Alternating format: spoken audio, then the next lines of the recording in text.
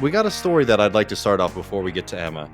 Um, and it's something that I've been worried about for a very long time. I know regular listeners of Left Reckoning know we talk about this a lot, but um, I've been very worried about what's happening in South Texas because it really shows the failure of not only the national but the state Democratic parties' failure here in Texas to look out for working people, and it's given the right wing a very frightening opening politically.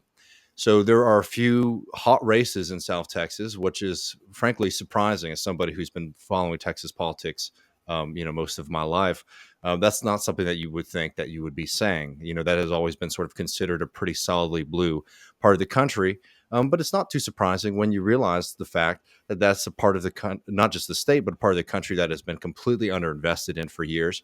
And it just goes to show the way that Democratic Party officials treat voters of color and working class people as if they just are sort of forever bonded to them. Now, there is no light at the end of the tunnel in the sense there is no promised land in voting GOP. Don't get me wrong here. But the fact that, people are even considering that just to shake things up or send a message is really worrying, especially as we are hitting all these crucial fights on things like abortion, on things like workers' rights, on things like, potentially pursuing any kind of climate policy, let alone a Green New Deal, right? That's a very worrying development. And it just goes to show why the Democratic Party is not only dangerous just in the sense of what they do on the national level when they sort of blocked off, Bernie Sanders, but they're dangerous because their complacency breeds opportunities for a party that has shown itself to be very, very willing to govern with minority rule. You're seeing that, like, just look at the abortion laws here in Texas. Like, nobody wants, when you look at polling, like even in Texas, right, a state that most people consider to be right wing, people don't want a full out abortion ban. There's a little bit of, movement in the middle about where you think the line should be or something like that. But the policies that are being pursued by the GOP are not reflective even of the state population. So it just goes to show that the Republican Party is very willing to do minority style government, in the sense of, looking out for minoritarian positions in government. And you should be able to beat them. And because the Democratic Party is so complacent, it really opens up this frightening window where a party that was already willing to just do minoritarian government, ruling from a very small segment of the population, it gives them an opportunity to pick up voters, which only will embolden them. But let's get to this ad here. So I think some people probably have seen this if you listen to Majority Report. But we talked about the special election that happened recently where Mayra Flores was elected the first Latina to ever represent the Rio Grande Valley in Congress, which is something that the Democrats should be very ashamed that they let a Republican take that from them. But in that race, the Democratic Party was not spending at all to counter her victory, right? Because they were trying to say that they're doing this four-dimensional chess where they'll let her win and get excited and then squash that excitement later on, which is a very dangerous game to play when we live through the Donald Trump presidency. Yeah, I mean, it seems insane to me. Like, even if you would have, I say, sympathy with the Pied Piper strategy as capable of hitting and missing, this one seems insane. Like, let them get into office and then get them out later, like, so they have, And run racist ads against her, by the way, but we'll get to that in a second. So there's a different moment now. The Democratic Party is spending significantly in these districts, but money does not always get you results, especially when these things are being cooked up by the folks at the DCC in Washington. But let's just play. This is a radio ad. We'll just play a bit of this to show people what the message is to working class voters in South Texas who have been struggling under the Biden administration so far as they were struggling under the Trump administration. Let's hear the inspiring and motivating message from the Democratic Party. Well, that would be very inspiring if they did that. Hold up, y'all. Sorry. First, they play our theme song. Here we go. Oh, my back and neck hurt. That's because you're working too much. Cálmate, you should slow down. I can't. I need to make more money. Look, with gas prices through the roof and my kids needing daycare, it's not enough. Don't worry so much. I'm just so stressed out, and I don't know what else to do. What you could do is vote for Democrats. These Republican extremists have no plan to help us. But Democrats seem so out of touch. Not true. These MAGA Republicans are only working for rich people. Democrats know firsthand that even small price increases are hard on working families like ours. Democrats are finding solutions, unlike the Republicans. Calmate. What you could do is vote for Democrats. Paid for by DCCC, dccc.org. Not authorized for any candidate or candidates committee. DCCC is responsible for the content of this advertising. So just to get on the same page for folks who aren't familiar, the DCC is the Democratic Party's sort of national organizing pack. So these are done without the consent or the consideration from like the local candidates. But that just shows the way that the Democratic Party is thinking that they're going to be able to stop this really frightening movement of people. And I also want to remind folks too that it's not so much that people are necessarily flipping as much as a lot of people aren't voting. And then people who were sort of on the fence about voting are now voting for Republicans. So non-voters are being converted into Republicans, and voters are just sort of typical voters aren't voting in the first place. But this just hits at like a lot of the bullshit in the National Democratic Party and the State Democratic Party here in Texas that I really wanted to highlight. First of all, it's ridiculous to make that argument about how just be calm, right? Calmate. Vote for Democrats when you look at what the track record of Democratic Party candidates and elected officials are in South Texas. If you could pull up this first bit here, Matt, from Vina. Henry Cuellar, their favorite boy, somebody who they literally were flying down into Texas to campaign for, to block out a progressive in a race that came down to just a few hundred votes recently. The only Democrat to vote against making abortion a right in this country. He's also been doing this recently. This is for Vina Duval, who we've had on the show recently. You should definitely check out that interview talking about the way that Uber uses misclassification of workers to try to undermine basic workers' rights. Henry Cuellar has this bill called the Workplace Flexibility and Choice Act. It's going to carve out workers out of minimum wage and overtime protections, not just app-deployed workers, any worker whose employer, you just scroll down to the next bit, decided that they would set schedules using algorithms and incentives instead of providing secure hours, would no longer have to provide a wage floor or overtime. That is the confluence of a few different things. One, how our regulatory system is so defunct that it allows companies to basically just skirt labor law if they have an app behind it and it's some new technology. I mean, this is basic That's shit. Peter Thiel, baby. That's Peter Thiel, like Peter Thiel o'clock. I feel like you create something new that can be a monopoly, but the new means is able to evade existing regulations because you call it like technology instead of a taxi.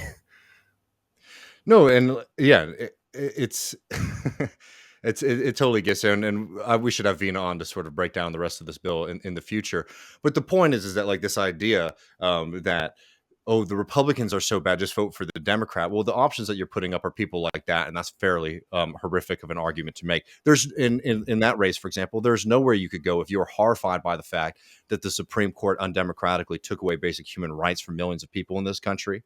And if you want to push back against the Texas GOP, which is basically making it impossible for people to get access to healthcare in the state, if you wanted to vote your conscience on that, you don't have an option there. But don't worry, calmate. Right, that's the argument that you're getting there from the DCC. And two, even if it wasn't just Cuellar, right? Because Cuellar is an exceptional example of he is like the pure embodiment of that kind of centrist blue dog Democrat ideology. Was there anything there that was particularly inspiring? No, that was just a dressed up version of their argument to suburban voters, right? Which is how Biden won the presidency, which was the Republicans, they embarrass us and they're a little crazy and they do things that we don't like. Don't you want like nice people who don't embarrass you in office? Effectively, that's what that argument was. It was just presented to a different group of people. One who, by the way, I don't think are going to be very, very motivated by this idea of like we need to return to normalcy when people are struggling with high gas prices, which they noted in that piece. With inflation, with the fact that the Biden administration has basically walked away from all the pandemic policies that really helped out working class people. I mean, what is the motivation there to show up and vote for the Democratic Party? Very little. Yeah, I mean, it's very focus group brain. Like, yeah, we know that the Democratic Party is out of touch. Maybe, like, I'm trying to imagine a hypothetical where like the DCCC was taken over by like like Corbynite type folks who were like really about to make some changes, and you acknowledge like, yes, there's a perception out there that we're out of touch. We're actually looking to do bread and butter things about inflation, things like that. The problem is they're not. They're not actually doing those things. Like, it'd be nice if they were. They're relatively, like, they make better sounds about those things than Republicans do. But like, you have a Fed that's basically starting a recession. I don't know if that's too reductive to say you're the economics expert, but like Yeah. where do they care about working people? The people that, I mean, to put like, that's what really is galling, I think, to folks is you have a woman saying, "Oh, I can't like continue my life because I just need to work for more money," and you have Cuellar and you have Joe Manchin talking about entitlement, and what are you doing about it? No, it's a complete joke, and this whole thing goes into the ideology of the Democratic Party that was so paper thin as a strategy that they're losing on it. So if you read some, and please don't waste your time doing stuff like this, but if you read press releases when the DCC puts out a new ad campaign, their directors are so excited about the fact that they're putting out ads that sound like us, right? That sound, and they're really trying to focus on, like, if we sort of present ourselves and do ad that sort of seems like, oh, it's a native speaker, somebody from our community, that's going to be motivating for folks. Well, guess what, friends? The fucking Republican Party is doing the exact same thing in these hot races that we're seeing right now. It's right-wing Republican, Latinas running against establishment Democratic Party, Latinos, right? So it doesn't work the kind of like, oh, we're going to get this a person who's able to present themselves as like an authentic member of the community. And it just shows like how short-sighted that strategy of the Democratic Party was, that they could always just sort of present themselves as the party of the working class, as the party of people of color in this country. And they weren't going to, and the Republicans were never going to be able to find any avatars to sort of, try to do the same kind of thing. What you have to do for people is show up for them on a material basis.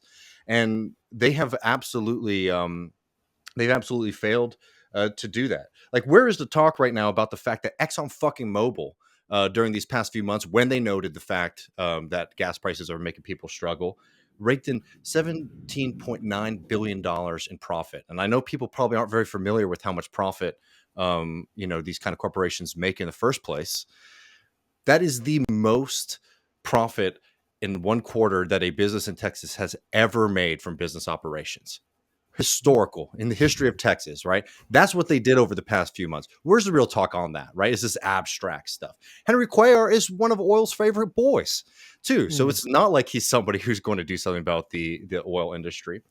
It's a real dangerous light that they think that they can continue to play this game. And I know some people might be like, well, I know David cares about this because he's in Texas. He cares about Texas. This is the kind of political stuff that has serious ramifications. Remember a couple of years ago, people were going on and on about Texas becoming a purple state. That shit's not going to happen if South Texas starts flipping Republican. And for the millions of people that live in this state, the situation here is only going to get worse if they continue to lose. We're going to get to Emma in just a second, but I just wanted to break down a couple quick things that are like really frightening about this moment, particularly looking at Texas 34, which is Vincente Gonzalez, a Democrat, versus Mayra Flores, who people might know is the person they let win, is a QAnon super right-wing character. But she presents herself as an immigrant to this country, speaks about herself in a certain way that, I think speaks to a common experience that a lot of folks have. If you look at the fundraising there's some really worrying things. Now, the Democrats are out raising them, but the Democrats are pulling in a shitload of money from out of state. And if you look at average donor contribution, Gonzalez is getting something like $2,000 for his average donation, while Mayra Flores is getting $200. It just shows that people are opening up their wallets. And don't mistake me. And people think that Mayra Flores is some kind of champion of the working class. She's got plenty of billionaires, in her pocket as well, including the scourge of Austin, Elon Musk. Right? She is somebody who they are vying for this to become a national superstar. But the fact is that when you don't play the game at all, you let the fucking Republicans play the game and beat you. And that's the really worrying moment that we're in South Texas, and they need to wake up. Or you could say like you play stupid games, you win stupid prizes. I don't know, like you can't just play it on that level because that can be gamed. I talk about my buddy Chris. He lost Mm. there was like a bunch of candidates in the race. He was the most progressive. The guy who got second above him was the second most progressive, a white guy. And the person who won that race there, where there's a runoff, the second guy won, but the top winner was a Latina who was married to a Republican, like very reactionary, was going to model how you can be a Democrat and be pro life.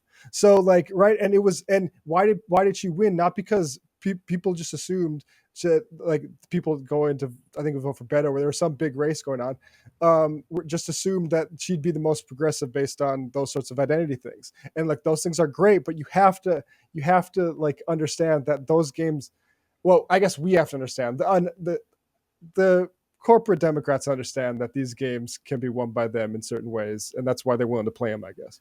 It would. I mean, their whole strategy right now is picking up suburban voters, and they're trying to put that onto other groups, and it doesn't work in the same way because the difference between rich people and working people is working people need to have material politics. They need you to improve their lives a little bit.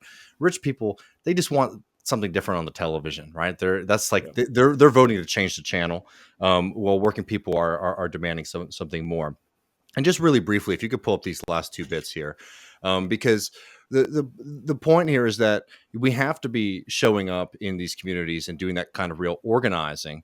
And this includes progressives. And this is a piece that was in the Nation a little while ago, by Steve Phillips. And I'm going to criticize it a little bit, but I want to remind folks.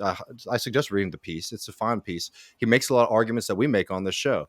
Is that Democrats should be really embracing policies to help out working people, including higher minimum wage, things like Medicare for all, and canceling student debt. Right? We all agree on that. But he also sort of falsely merges it with this kind of ideological shtick that the Democratic Party has committed themselves to and are losing on. So he sort of pushing back against this idea that there is this movement with Tejano and Latino voters in Texas, by noting Greg Casar. And Greg Casar is somebody who I wholly endorse. Greg Casar is probably going to be one of the most pro-worker members of Congress coming up in this next cycle. I'm very thrilled and excited that he's going to be there. But if we could just pull this up really quick, I wanted to note, make it a little larger so I can read it. Oh, sorry. You know the same thing? Yes, please. Thank you, Matt.